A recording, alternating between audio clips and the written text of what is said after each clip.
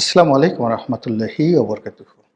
সম্মানিত দর্শক, 2026 সনের ফেব্রুয়ারি মাসের 12 তারিখ ভোটের দিন দুপুরবেলায় এই ভিডিও করছি। সামাজিক মাধ্যম এবং মূলধারার গণমাধ্যমের যে ভিডিও ফুটেজ, সেই ভিডিও ফুটেজ দেখে যা বুঝছি, অনুধাবন করছি, এতে করে আসলে কোনোটার সঙ্গে কোনোটা মেলানো যাচ্ছে না। এক পক্ষ বলার চেষ্টা করছে যে দেশে শান্তিপূর্ণভাবে ভোট হচ্ছে এবং দুপুর 12টার মধ্যে অনেক ভোট কেন্দ্রে 37% থেকে 38% ভোট গ্রহণ করা হয়ে গেছে। আবার বেশিরভাগ ভোট কেন্দ্রে একেবারে ধু 12টা পর্যন্ত, কোনো ভোট কেন্দ্রে 3%, 4% এবং কোনো ভোট কেন্দ্রে মাত্র 6 থেকে 7টি ভোট গ্রহণ করা হয়েছে, তাও আবার খোদ রাজধানীতে। অন্যদিকে টুঙ্গিপাড়া এবং যে সকল এলাকাতে, টুঙ্গিপাড়া, গোপালগঞ্জ সহ যে সকল এলাকাতে আওয়ামী লীগের খুব বেশি প্রাধান্য রয়েছে, সেই জায়গাতে ভোটাররা এই দুপুর পর্যন্ত ভোট কেন্দ্রে আসেননি। এই অবস্থায় প্রধান উপদেষ্টা ভোট দিতে গেছেন, অসাধারণ সুন্দর কতগুলো বক্তব্য দিয়েছেন, যেগুলো নিয়ে আর একটা ভিডিও করব। ভোটের ফলাফল কোন দিকে যাবে? আজকে রাতের মধ্যে ভোটের ফলাফল প্রকাশিত হবে, নাকি 2-1 দিন দেরি হবে? হ্যাঁ ভোটের কি হবে, না ভোটের কি হবে? এবং সংবিধান সংশোধন, জুলাই সনদ গ্রহণ ইত্যাদি নানা বিষয় নিয়ে বিতর্ক এখনো রয়ে গেছে। জামাতের আমিরের বক্তব্য নেওয়া হয়েছে, জনাব তারেক রহমান সাহেবের বক্তব্য নেওয়া হয়েছে। দুজনই খুবই সতর্ক মন্তব্য করেছেন। Neither positive, neither negative. খুব আশাবাদীও নয়, আবার আতঙ্কগ্রস্ত নন তারা। এর মধ্যে তারেক রহমান সাহেব, তার স্ত্রী এবং তার কন্যা তিনজনে বৃদ্ধাঙ্গুল উঁচু করে যে চিহ্ন তারা দেখিয়েছে, এতে আমরা সবাই জানি যে তারা বিজয়ের ব্যাপারে খুব আশাবাদী। থাম দেখানো, উঁচু করে থাম দেখানো মানে আমরা নিশ্চিত বিজয়ের দিকে যাচ্ছি। তার যারা ভক্তকুল তারা বলার চেষ্টা করছেন এই তিনজনের মধ্যে অন্তত 2জন প্রধানমন্ত্রী রয়েছেন আগামী দিনের, তারেক রহমান, জায়েমা রহমান এবং তার স্ত্রী জুবাইদা রহমান। আবার অন্যদিকে যারা জামাতের লোকজন, তারা এখনো পর্যন্ত আলহামদুলিল্লাহ, সুবহানাল্লাহ, আল্লাহু আকবার, জাযাকাল্লাহ খায়রান, এ সকল কথাবার্তা তারা বলে যাচ্ছেন, নিশ্চিত বিজয়ের দিকে তারা এগোচ্ছেন।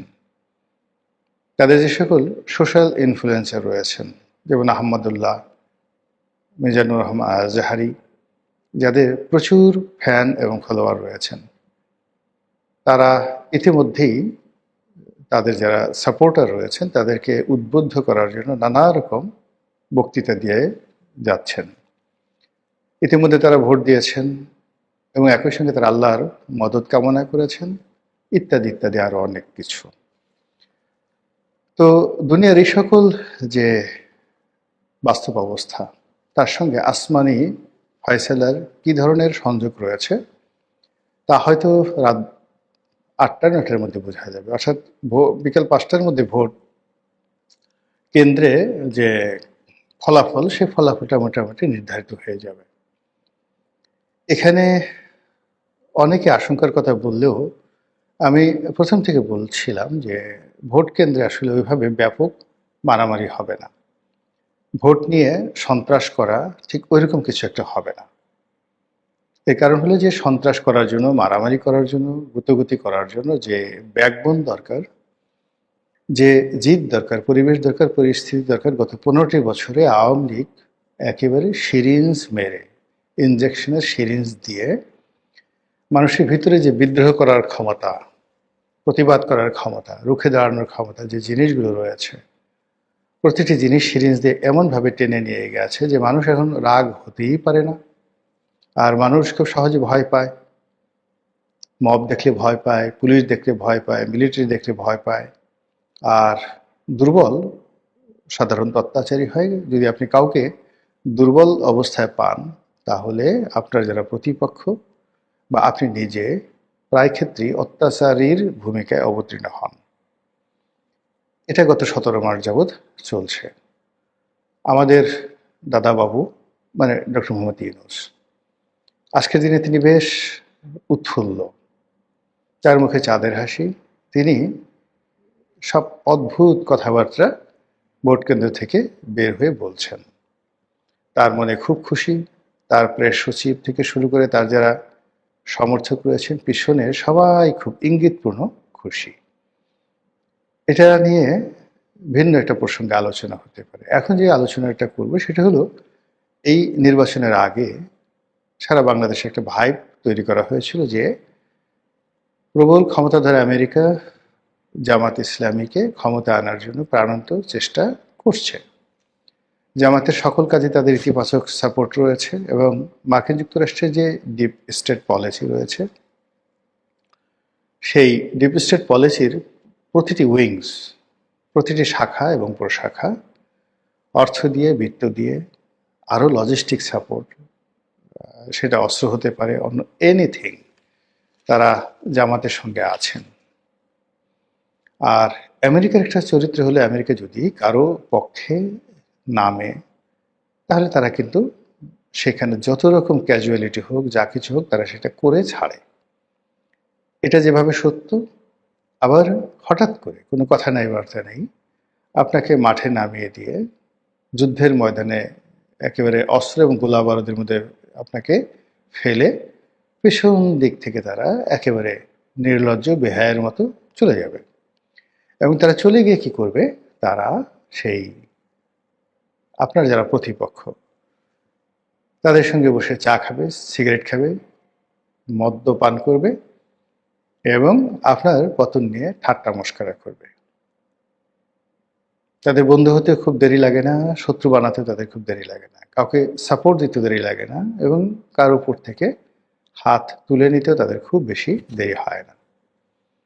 তো সেই দিক থেকে আমরা অতীতে যে সকল রাজনীতির সমীকরণ দেখেছি, সেই সমীকরণে জামাতের সঙ্গে আমেরিকার সম্পর্ক হওয়ার কথা নয়। কিন্তু এই গত 17টি মাসে ক্রমাগতভাবে তারা যেভাবে জামাতের দিকে ঝুঁকে পড়েছেন এবং একই সঙ্গে তাদের যারা বন্ধুবান্ধব রয়েছেন পশ্চিমা দুনিয়াতে, সবাইকে নিয়ে তারা যেভাবে জামাতের দিকে ঝুঁকে পড়েছেন, সেক্ষেত্রে বিএনপি এবং অন্যান্য যারা রাজনৈতিক দল তারা রীতিমতো ভয়ে কম্পমান ছিলেন। অন্যদিকে আমরা যারা মোটামুটি একটু বিশ্লেষণ করার চেষ্টা করি, তারাও খুব অবাক বিস্ময়ে তাকিয়ে থেকেছি।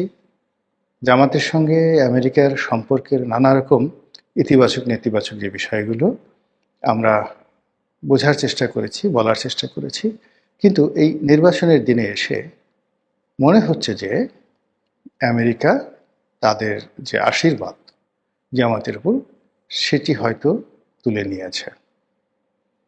সেই যে চট্টগ্রামের একটা বিখ্যাত গান আছে, মধু হই হই মোরে বিষ খাওয়াইলা বা বিষ হাওয়াইলা, এরকম ওদের আঞ্চলিক ভাষায় গান গায়।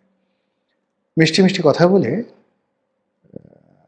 প্রেমিক কাছে আসে, তারপর প্রেমিকাকে বা প্রেমিককে সেই মধুর কথার ছলে তাকে বিষ খাইয়ে তারপর সে ভেগে যায়।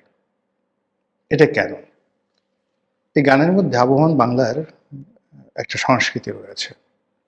বাংলাদেশের মানুষ খুবই অস্থির প্রকৃতির এবং প্রেম এবং প্রণয় নিয়ে তারা দীর্ঘ সময় লেগে থাকতে পারে না।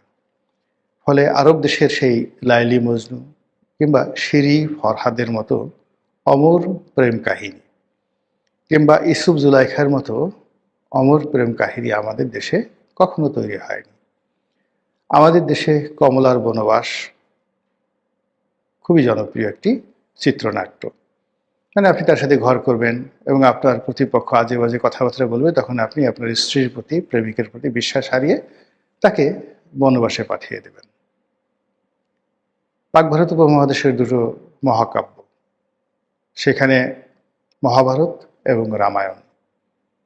মহাভারতের যে দ্রৌপদীর কাহিনী আপনারা জানেন, যে 5টি ভাইয়ের একজন স্ত্রী, আবার 5জন ভাই দেবতা এবং মহাবীর, তারা রাজা রাজপুত্র। তো এই 5 ভাই তাদের স্ত্রী কে বন্ধক রাখলো প্রতিপক্ষের কাছে জুয়া খেলার জন্য।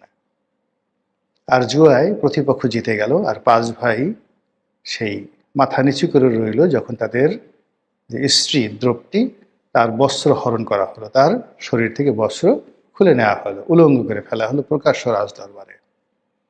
এই হলো আমাদের প্রেম, আমাদের ভালোবাসা। রামের ক্ষেত্রে একই অবস্থা। সীতাকে ধরে নিয়ে গেল, আবার সীতা ফেরত এলো। এখন সন্দেহ হলো, লোকজন সন্দেহ করলো রাম দেবতা, অন্তর্যামী। তারপরে তিনি জনগণের যে সন্দেহ তার বিরুদ্ধে রুখে দাঁড়াতে পারলেন না। তিনি প্রথমে আগুনের মধ্যে হেঁটে সীতাকে সেই তার সতীত্ব প্রমাণ করার জন্য বললেন। অর্থাৎ রাবণের কাছ থেকে যখন ফিরে এলো, এইভাবে সীতাকে তার সতীত্ব পরীক্ষা দিতে হলো। তার আগে আবার তাকে বনবাসে পাঠানো হলো। তো এই যে বাঙালির অমর প্রেম, সেই অমর প্রেমে এরকম সীতা, দ্রৌপদী, কমলা এটাই আসে। কিন্তু জীবন দিয়ে দেওয়া প্রেমের জন্য রুখে দাঁড়ানো, ঘর সংসার ত্যাগ করে সেই মরে যাওয়া, যেটি আরব্য রজনীতে রয়েছে, যেটি পারস্যে রয়েছে, যেটি ট্রান্স অক্সিয়ানাতে রয়েছে, এমনকি ইউরোপে রয়েছে, সেটি আমাদের দেশে নেই। ফলে কি হলো, আমাদের দেশের প্রেম খুব ক্ষণস্থায়ী, খুব অস্থির। এই অস্থির প্রেমের কারণে জামাতের সঙ্গে আমেরিকার যে প্রেম, এই প্রেম নিয়ে আমরা সন্দিহান। যে মিষ্টি মিষ্টি কথা বলে জামাতকে প্রসারিত করে বা জামাতকে মাঠে নামিয়ে দিয়ে পেছন থেকে তারা সরে গিয়ে আবার তারা বিএনপির সঙ্গে হাত মিলালো কিনা, তারেক রহমান সাহেবকে মেনে নিল কিনা, নির্বাচনের আজকের এই দিনটিতে সন্দেহটা এই জায়গাতেই রাখুন। ফলাফলের জন্য অপেক্ষা করুন, আর ফলাফলের পরে সেটা বিচার করুন, বিশ্লেষণ করুন। আসসালামু আলাইকুম ওয়া রাহমাতুল্লাহি ওয়া বারাকাতুহু।